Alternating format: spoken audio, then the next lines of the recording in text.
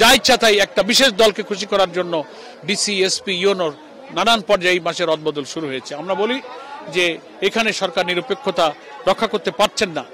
হয়তো কোনো উপদেষ্টা যে সব ব্যাপারে আমাদের কাছে তথ্য আছে তারা একটা দলের পক্ষে হয়ে প্রধান উপদেষ্টাকে তারা মিসগাইড করছেন। সংকটটা পুরোপুরি উত্তরণ হয়নি এই কারণে যে জুলাই জাতীয় সনদের গেজেট প্রকাশিত হয়েছে, আদেশটা রাষ্ট্রপতি জারি করেছেন। এটাকে আমরা ইতিবাচকভাবে দেখি, এটাকে আমরা স্বাগত জানিয়েছি। কিন্তু আমরা জাতীয় নির্বাচনের আগেই গণভোটটা আমরা দাবি করেছিলাম। এটা না হলে পরে অনেকগুলো জটিলতা, ভোটাররা সংস্কারের বিষয়গুলো জানতে পারলো না।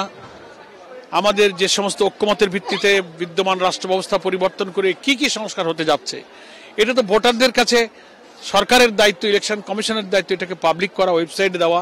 তারা জানবে, বুঝবে, কোনটাতে তারা হা বলবে, কোনটাতে তারা না বলবে। এটা একই দিনে তো হয় না।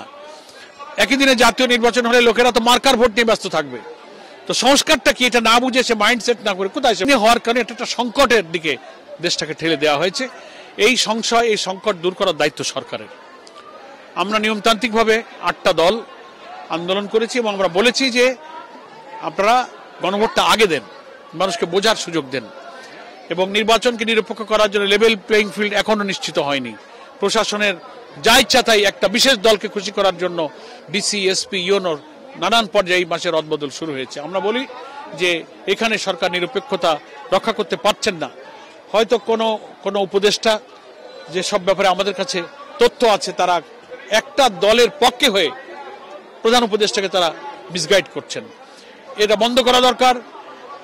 আমরা এই জাতীয় আস্থা রেখেছি এই অন্তর্বর্তীকালীন সরকারের কাছেই নির্বাচনটা নিরপেক্ষ হবে।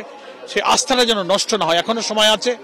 তফসিল ঘোষণার আগেই সরকারকে একেবারেই নিরপেক্ষভাবে সব দলের ক্ষেত্রে সমান মাঠের অধিকার প্রাপ্যের ক্ষেত্রে সমতা দিতে হবে।